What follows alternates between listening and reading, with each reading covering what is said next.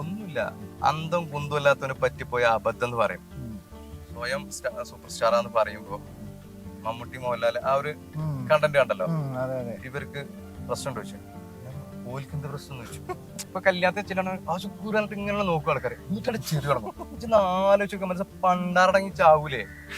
ഈ ഞങ്ങളെ നാട്ടിൽ പറയാം അന്തം വിട്ട് കുന്തം മുണിങ്ങി നിൽക്കണം, എങ്ങനെ നിന്ന് കൊടുത്താ അല്ല എന്ത് ചെയ്യാ. എനിക്കതിന്റെ അയാളെന്നെ പറയണേ ഇംഗ്ലീഷിൽ ഇന്റർവ്യൂ തരാം, നിങ്ങള് മാത്രം പറഞ്ഞാൽ മതി. പ്ലാനിങ്ങാ അത് ഞാൻ മരുകളെ നിൽക്കണം. ഈ സാധനം കേറി പൊട്ടിയെന്നല്ല ശുക്കൂർ വേറെ ലെവലിലേക്ക് മാറി. കൂട്ടിട്ടോരെ കടി പോയി. നാട്ടിൽ നിന്ന് കിട്ടുന്നത് ശുക്കൂറാണ്. മറ്റേ ആൽബത്തിലെ ശുക്കൂർ അത് കേൾക്കണോണ്ട് കട്ട കലിപ്പില് വാപ്പറയും അഞ്ച മകളെ ഓന് കൊടുക്കുക. പിന്നീട് ചെല്ലുന്ന സ്ഥലങ്ങളിൽ നമുക്കൊരു നെഗറ്റീവ് ആണ് കിട്ടുന്നത്.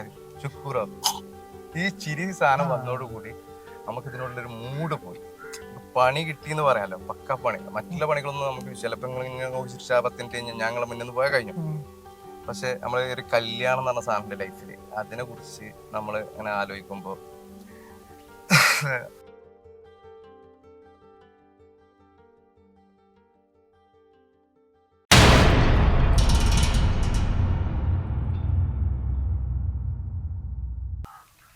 സോഷ്യൽ മീഡിയയും സ്മാർട്ട് ഫോണും ഒന്നും ഇല്ലാത്ത കാലത്ത് കേരളക്കരെ ആകെ, വിശേഷിച്ച് മലബാർ മേഖലയാകെ ഇളക്കി മറിച്ച ഒരാളാണ് ഇന്ന് നമ്മോടൊപ്പം ഉള്ളത്.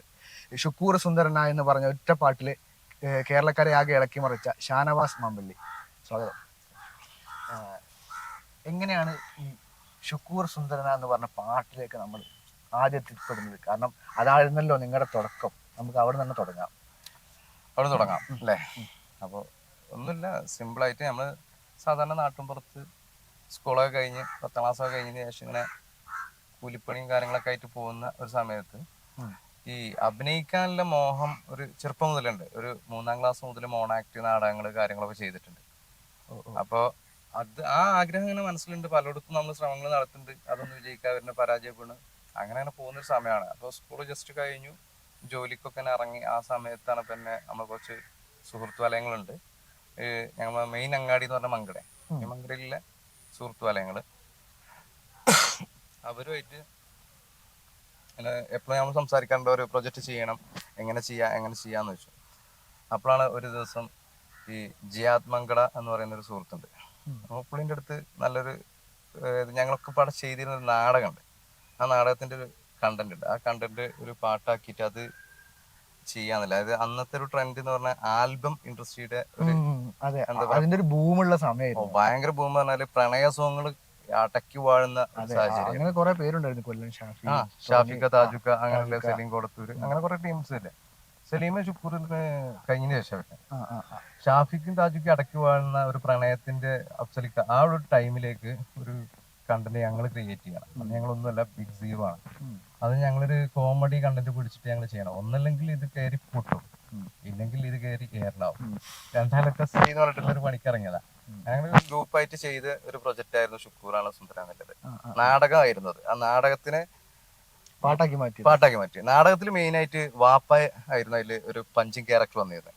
സോങ്ങിലേക്ക് നാട്ടിൽ തന്നെ നാടകം കളിക്കാറുണ്ടായിരുന്നു? ഇല്ല, സ്കൂൾ തലങ്ങളിൽ ചെറുപ്പം മുതൽ ചെയ്തിരുന്ന, സ്കൂളിലൊക്കെ ചെയ്തിരുന്ന നാടകങ്ങൾ. അപ്പൊ അതില് വാപ്പയായിരുന്നു ഏറ്റവും കൂടുതൽ ബൂസ്റ്റപ്പ് ആയി വന്നിരുന്നത് നാടകത്തിൽ. വാപ്പാന്റെ ക്യാരക്ടറായിരുന്നു. പിന്നെ അതൊരു സോങ്ങിലേക്ക് മാറ്റിയപ്പോ അത് നമ്മൾ ചെയ്യാൻ വേണ്ടി, ഷുക്കൂർ ചെയ്യാൻ വേണ്ടിയിട്ട് നമ്മള് നല്ലൊരു ക്യാരക്ടർ, അതായത് ഒരു കോമഡിയൻ സാധനമല്ലോ. അപ്പൊ അത് ചെയ്യാൻ പലർക്കും മടിയാണ്. ബാക്കിയുള്ള എല്ലാ ക്യാരക്ടറും ചെയ്യാൻ ആളുണ്ട്. അപ്പൊ ഇത് ചെയ്യാൻ വേണ്ടി നമ്മളൊരു പുതിയ ആളെ കണ്ടെത്താം, അത്യാവശ്യം ഒരു ഫെയിമില്ല ആളെ കിട്ടിയാൽ നമുക്ക് അത് സംഭവമാക്കാന്ന് എഴുതിയിട്ട് അന്നത്തെ പ്രഗത്ഭനായ ഒരു കൊമഡിയൻ താരത്തെ നമ്മൾ സമീപിച്ചപ്പോൾ അയാൾ പറഞ്ഞത് അയാൾക്ക് ഒരു ദിവസത്തിന് 10,000 രൂപ. ഞങ്ങളിവിടെ ആകെ 350 രൂപ കൂലിപ്പണി എടുക്കുന്ന ആൾക്കാരാണ്. ഞങ്ങളെ സംബന്ധിച്ച് ഈ ബാക്കിയുള്ള സുഹൃത്തുക്കൾക്കൊന്നും സ്ഥിരം പണിയില്ല. ഞാനാണ് ഒരു പെയിന്ററായി വർക്ക് ചെയ്യാണ്. അതായത് ഞാൻ അതിന്റെ മുന്നേ തന്നെ 8ാം ക്ലാസ് മുതൽ തന്നെ പണിക്കിറങ്ങിയ ഒരു തരികിടക്കാരനാണ്. തരികിട മീൻസ് പറഞ്ഞാല് നമുക്ക് നമ്മളെ കാര്യങ്ങൾ നടന്നു പോകാൻ നമ്മൾ ചെറിയ ലീവും കാര്യമൊക്കെ ഉണ്ടാകുമ്പോൾ പണിക്ക് പോകും. അങ്ങനെ എനിക്ക് പെയിന്റിങ് ഏകദേശം വർഷമായതുകൊണ്ട് ഞാൻ ആ പെയിന്റിങ് പണിക്ക് പോവാണ്. അപ്പൊ ഞങ്ങൾക്ക് പൈസ കൊടുക്കാമല്ല. അപ്പൊ എന്ത് ചെയ്യും, ഇത് ചെയ്യണമെന്നുണ്ടെങ്കിൽ ഷുക്കൂർ എന്നുള്ള ക്യാരക്ടർ നിർബന്ധമാണല്ലോ. ആ ക്യാരക്ടർ ഒരിക്കലും മാറ്റിയിരുത്തല്ല. വാപ്പ എന്ന ക്യാരക്ടർ മാറ്റാൻ പറ്റില്ല. ബാക്കിയുള്ള എല്ലാ ക്യാരക്ടേഴ്സും അതിൽ ഒരു ഇൻട്രസ്റ്റിന് കൊടുക്കുന്ന ഒരാൾ വരുന്നുണ്ട് പരിചയക്കാരനായിട്ട്. ആ ക്യാരക്ടറൊക്കെ നമുക്ക് അത് ഇതൊക്കെ ആക്കാം. പക്ഷെ ഇല്ലെങ്കിൽ കുഴപ്പമില്ല. അപ്പൊ ഷുക്കൂറിനെ ചെയ്യാൻ വേണ്ടി ഇയാളോട് സംസാരിച്ചപ്പോൾ ഇയാളെങ്ങനെ പറഞ്ഞപ്പോൾ നമുക്ക് കൂട്ടിയാൽ കൂടില്ല. അങ്ങനെ ഞങ്ങൾ എന്ത് ചെയ്തൊരു പ്ലാൻ ഇട്ടു, നമുക്ക് ചെയ്യാം. ഞാൻ ആലോചിച്ചു ഞാൻ ചെയ്യാം, ഏത് ഒരു ഐഡിയ വെച്ചിട്ട് നമുക്ക് അങ്ങനെ ചെയ്യണമെങ്കിൽ ഞാൻ ചെയ്തോളാം ക്യാരക്ടറാണ്. അപ്പോൾ ജിയാദ് ചെയ്യൂ ചോദിച്ചു. ഞാൻ ചെയ്യാറുണ്ട്. കാരണം ഇത് നടക്കണം, നമ്മളെ ഉള്ളിലെ ആഗ്രഹം എന്ന് പറഞ്ഞാൽ അഭിനയിക്കും മരിക്കണം എന്നില്ല, ആ ഒരു പ്ലാനിങ്ങോടുകൂടി പോണ മനുഷ്യനാ. അപ്പോൾ അതങ്ങനെ ചെയ്യാൻ തീരുമാനിച്ചു. ആ സാധനം ചെയ്തു. ഇതിന്റെ റിസൾട്ട് വരുന്നത് പിന്നീട് ഇവര് രണ്ടാൾക്കാർ, അതിന്റെ പ്രൊഡ്യൂസറും സിംഗറും ആയിട്ട് ചെയ്ത ജിയാദ് മങ്കടി ഒരു കോട്ടിട്ട് നല്ല ഗെറ്റപ്പിലും ഞാനൊരു കൂതറ ക്യാരക്ടറുമായിട്ടാണ് വരുന്നത്. പക്ഷെ അന്ന് എല്ലാരും കാൽക്കുലേഷനിൽ, ഈ പറഞ്ഞ നിന്റെ അടക്കം കാൽക്കുലേഷനിൽ ശരിക്കും ഈ കോട്ടിട്ടോല് ഫേമസ് ആവും. ചിലപ്പോ ഈ ശ്രീനിവാസന്റെ പടങ്ങളില് ശ്രീനിവാസ എഴുതുന്ന സാധനത്തിൽ ശ്രീനിവാസ ഏറ്റവും ലോക്കൽ ക്യാരക്ടർ എടുക്കല്. അപ്പൊ അത് ചിലപ്പോ എവിടെയെങ്കിലും ആൾക്കാർ നോട്ട് ചെയ്ത് കഴിഞ്ഞാൽ ഈ ക്യാരക്ടർ ക്ലിക്ക് ആവും. മെയിൻ ആയിട്ട് ഞങ്ങൾ പൈസ ഇല്ലാത്തതുകൊണ്ടാണ് ഈ ക്യാരക്ടർ ഇങ്ങനെ ചെയ്യാതെ ചെയ്യുന്നത്. അപ്പൊ എനിക്ക് മുടിയില്ല, ഞങ്ങൾ വിഗ് വാടക എടുത്തിട്ട് വിഗ് വെച്ചിട്ട് സെറ്റ് ആക്കാനുള്ള പരിപാടി. ഞാൻ ജിയാദിനോട് പറഞ്ഞ മുടിയില്ല ചെയ്യാം. അപ്പൊ ജിയാദ് അതുകൊണ്ട് ഒരു കാര്യമില്ല ഷാനാസെ, ചെയ്യുകയാണെങ്കിൽ മുടി വെച്ച് ചെയ്യണം, ഇല്ലെങ്കിൽ സാധനം ഏൽക്കൂല.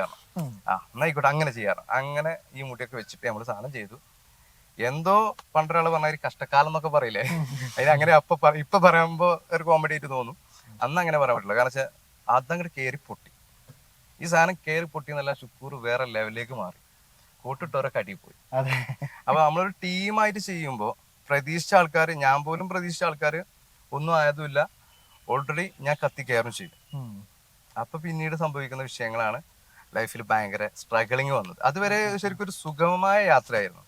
അതിനുശേഷമാണ് നമ്മളെ യാത്രക്ക് ഒരു ഡിഫറെന്റ് വന്നത്. അതിലേക്ക് നമുക്ക് വരാം. പക്ഷെ ആ ഒരു ഫെയിം വന്ന സമയത്ത് പിന്നെ എങ്ങനെയായിരുന്നു ആ സമയത്ത് നിങ്ങൾ അതിനെ മാനേജ് ചെയ്തതും അത് മുന്നോട്ട് പോയതും? നിങ്ങൾ പ്രത്യേകിച്ച് ആ സമയത്ത് ഏറ്റവും കൂടുതൽ, ഞാനൊക്കെ യു പി സ്കൂളിൽ പഠിക്കുന്ന സമയത്താണ് ആ പാട്ട് ഇറങ്ങുന്നത്. 2007, 2008 സമയത്ത് കാണാതെ ഇങ്ങനെ കത്തി നിൽക്കുന്നത്. അപ്പൊ ആ സമയത്ത് നമ്മളെല്ലാവരെയും വായിലുണ്ടായിരുന്ന പാട്ടായിരുന്നത്. അപ്പോൾ ഈ പാട്ട് നിങ്ങൾക്ക് തന്നിട്ടുള്ള ഒരു പേഴ്സണൽ ഇതുണ്ടാവുമല്ലോ, എക്സ്പീരിയൻസ്. പാട്ടിന് ശേഷം ഈ പ്രശ്നങ്ങളൊക്കെ വരുന്നതിന്റെ മുമ്പുള്ള ഒരു സമയം ഉണ്ടാവുമല്ലോ, അതിന്റെ ഇപ്പൊ പറഞ്ഞതിന്റെ ബാക്കി തന്നെയാണ് അത്. എന്താ വെച്ചാല് ഞാൻ പ്രോഗ്രാമുകൾ, അതായത് ഉദ്ഘാടനങ്ങൾ കിട്ടണു, ഞാൻ എന്നെ ഈ പൊട്ടനെ ലോട്ടടിച്ച അവസ്ഥയിലായി പോയി നമ്മള് പറയായിരുന്നൊരു കാര്യം. കാരണം വെച്ചാൽ എന്നെ സംബന്ധിച്ച് ഞാൻ കൂട്ടിലുള്ള ഈ ഒരു ഗ്രാമത്തിൽ ജനിച്ചു വളർന്ന ആളാണ്. എനിക്ക് വലിയ സോഷ്യൽ മീഡിയ അന്ന് പലയിടത്തും ഈ കമ്പ്യൂട്ടറൊക്കെ ഉണ്ട്, അതിൽ യൂട്യൂബും കാര്യമൊക്കെ ഉണ്ട്. പക്ഷെ അതിനെ കുറിച്ചൊന്നും നമുക്കറിയില്ല.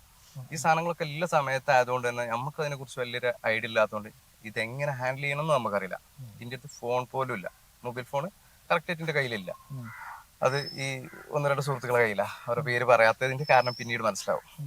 അപ്പൊ എനിക്ക് വരുന്ന പ്രോഗ്രാംസ് ഒക്കെ അവരെടുത്ത. അപ്പൊ അവരെന്ത് ചെയ്തു, കണ്ടമാനം ആദ്യം 1-2 പ്രോഗ്രാമൊക്കെ വരുമ്പോ അവർക്കും സന്തോഷം, എനിക്കും സന്തോഷം, നമ്മള് ഓലെയും കൂട്ടിയിട്ട് പോണ്. പിന്നത്തെ പ്രോഗ്രാംസ് ഒക്കെ വരുന്നത് ഇന്നെ മാത്രം മതി എന്ന് പറഞ്ഞിട്ട് അങ്ങനെ പോണു. അപ്പൊ അവർക്കൊരു ചെറിയ ഒരു വലിച്ചിൽ ഈഗോ പ്രശ്നങ്ങൾ വന്നു. കാരണം വെച്ചാൽ ഈ വിളിക്കുന്ന, ഇപ്പൊ ഈ ഇന്റർവ്യൂല് നിങ്ങൾ എന്നെ വിളിച്ചിരുത്തുമ്പോ ഞാൻ പറയാം, എനിക്കിപ്പോ വെബ് സീരീസ് ചെയ്യുന്ന മറ്റുള്ളവരും കൂടി ഇതിൽ ഇരുത്തണം എന്ന് പറഞ്ഞാൽ ചിലപ്പോൾ നിങ്ങൾക്ക് അത് നിങ്ങളെ കണ്ടന്റ് അതാവില്ല, നിങ്ങൾക്ക് ഇന്നെ മാത്രമേ ആവശ്യം ഉണ്ടാവുള്ളൂ. അങ്ങനെ വരുമ്പോൾ ഞാനത് അക്സെപ്റ്റ് ചെയ്ത് ഞാൻ പോവുകയാണ്. പോകുമ്പോൾ ഇവർക്ക് ഇത് ഈഗോ വരുന്നുണ്ടെന്ന് ഞാൻ അറിയുന്നില്ല. പിന്നീട് പ്രോഗ്രാം കാര്യമൊക്കെ നല്ല സെറ്റപ്പിൽ പോയിക്കൊണ്ടിരിക്കുന്ന സമയത്ത് തന്നെ ഇന്റെ അടുത്ത് ഫോണ് അറിയണ ആ ഒരു മൊബൈൽ സംവിധാനത്തേക്ക് എത്തുന്നുള്ളൂ. ഈ 3310 എന്നൊരു ഫോണൊക്കെ ഉണ്ട്, ആ ഒരു ടൈമാണ്, നോക്കിയന്റെ ആ ഒരു ടൈമാണ്. ആ ടൈം ഇങ്ങനെ വരുന്ന സമയത്ത് ഇവരത്ത് ഒരാളത്ത് ഫോൺ, രണ്ടാളത്ത് ഫോൺ ഉണ്ട്, ഒരേ ഫോണിലേക്കായിരിക്കും കോളുകൾ വരിക. പിന്നീട് ഞങ്ങൾ വൈകുന്നേരങ്ങളിലോ അല്ലെങ്കിൽ പിറ്റേ ദിവസമൊക്കെ കാണുമ്പോൾ നമ്മൾ സംസാരിക്കുക, അല്ലെങ്കിൽ ഞാൻ ഏതെങ്കിലും ലാൻഡ് ഫോണിൽ നിന്ന് ഇവരെ വിളിക്കുമ്പോഴൊക്കെ കാര്യങ്ങൾ അറിയും.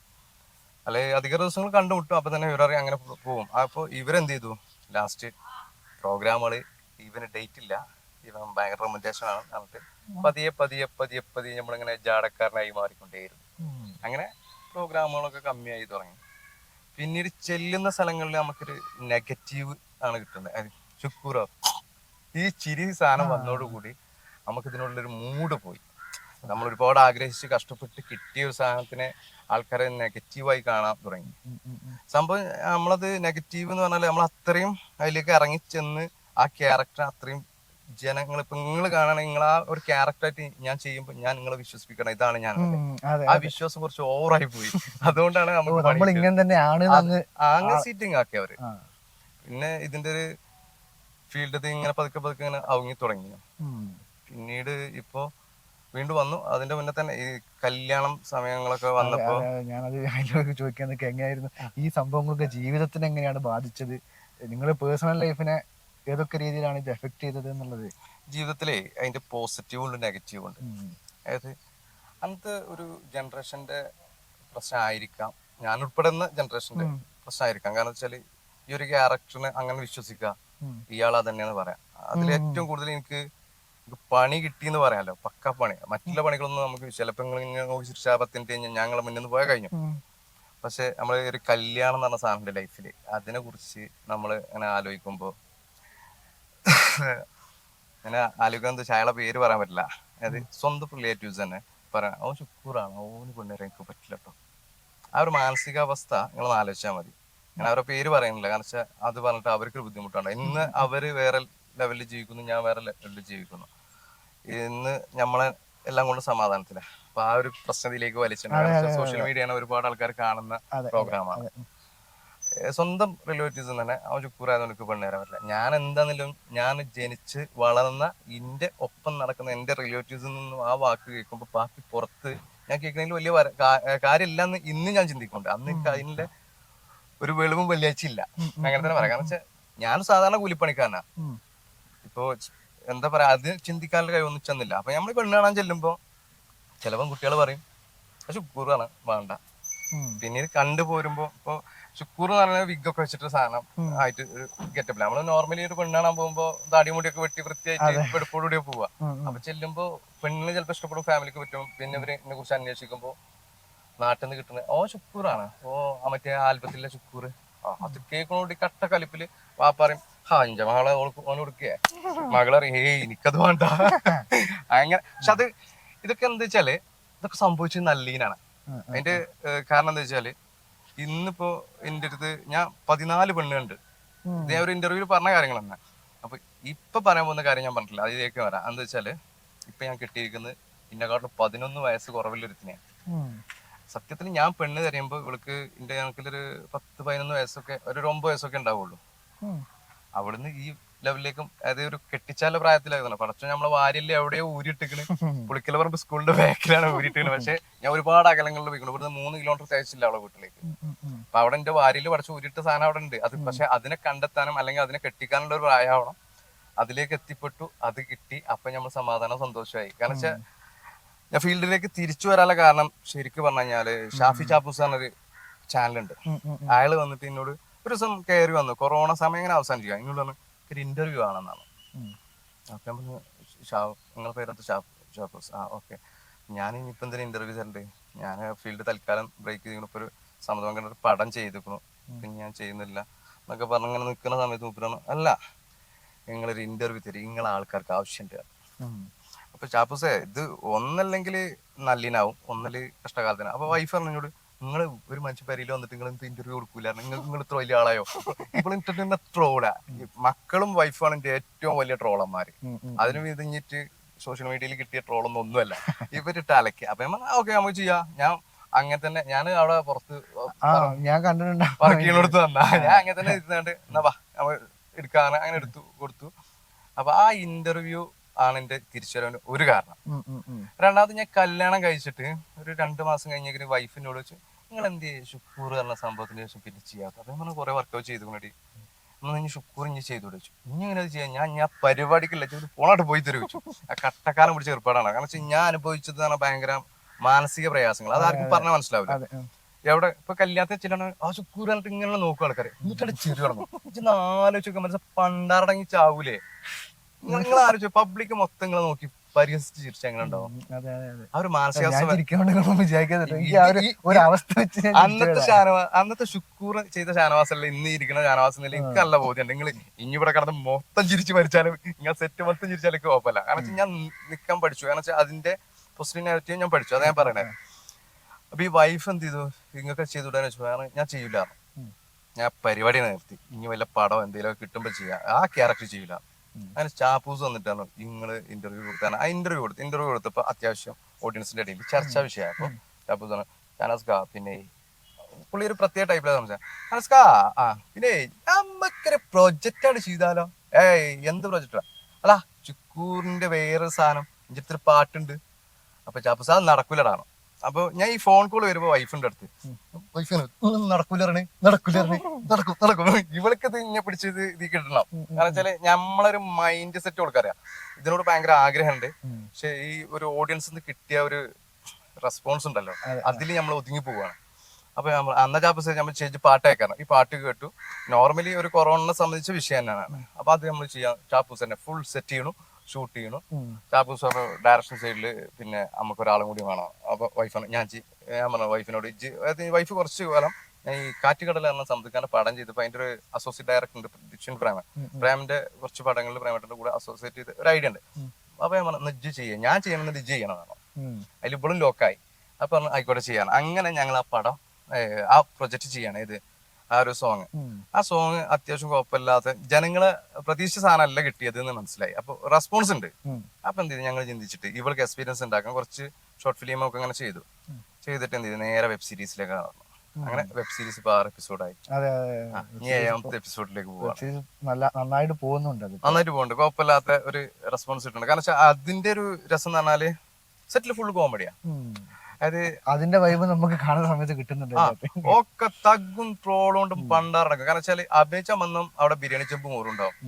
ഇവിടെ ലൈറ്റ് ബോയ് ആയിട്ട് നിൽക്കണം, അടുത്ത സീനിൽ അഭിനയിക്കുന്നുണ്ടാവും. കാരണം വെച്ചാൽ വൈഫ് സ്ക്രിപ്റ്റ് ഡയറക്ഷന്, പിന്നെ മോനാണ് അതിന്റെ പിന്നെ പ്രൊഡ്യൂസറിന്റെ പേര് വെക്കല്. അത് മോനും വേറെ ടൈപ്പാ. ഓന് എല്ലായിടത്തും ഇൻവോൾവ് ആണ്. ഞങ്ങള് ചില വീഡിയോസിൽ കാണാൻ നല്ല തഗ്ഗാണ്. ഇവർക്ക് വേറെ മൈൻഡ് സെറ്റ് ആണ്. ഞാൻ ഇവര് ഒരിക്കലും മൈൻഡ് സെറ്റ് ഒന്നല്ല. അത് ഓലെ ഇന്ത്യയും മൈൻഡ് സെറ്റ് വേറെയാണ്. അത് എന്താ വെച്ചാൽ ഓല് ജനറേഷൻ ഒരു 90, നമ്മളൊരു 55 ആണ്. ആ ഒരു വ്യത്യാസം. ഇപ്പൊ വയസ്സ് കാൽക്കുലേറ്റ് ചെയ്യുണ്ടാവും അല്ലെ? അപ്പൊ കാൽക്കുലേറ്റ് ചെയ്തോടെ. അപ്പൊ ആ ഒരു മൈൻഡ് സെറ്റിന്റെ ഒരു വ്യത്യാസം ഉണ്ട്. അപ്പൊ പക്ഷെ എന്നാലും അത് ഞാൻ ഷുക്കൂർ ചെയ്യുന്ന സമയത്ത് വൈഫ് ഞാൻ പറഞ്ഞൊരു 9 വയസ്സ് നിക്കറിട്ട് കിടക്കുന്ന പ്രായമാണ്. പിന്നെ അവിടെ ഉള്ളൊരു ആളാണ് എനിക്ക് കിട്ടുന്നത്. അപ്പൊ ഇപ്പൊ എന്റെ വീട്ടില് ഒരു 55, 90, 2000 ഈ ലെവലിലെ ആൾക്കാരാണ്. അപ്പൊ എല്ലാം കൂടി മിക്സ് ചെയ്തിട്ടാണ് ഞങ്ങൾ ഈ വെബ് സീരീസിനെ കാൽക്കുലേറ്റ് ചെയ്യാം.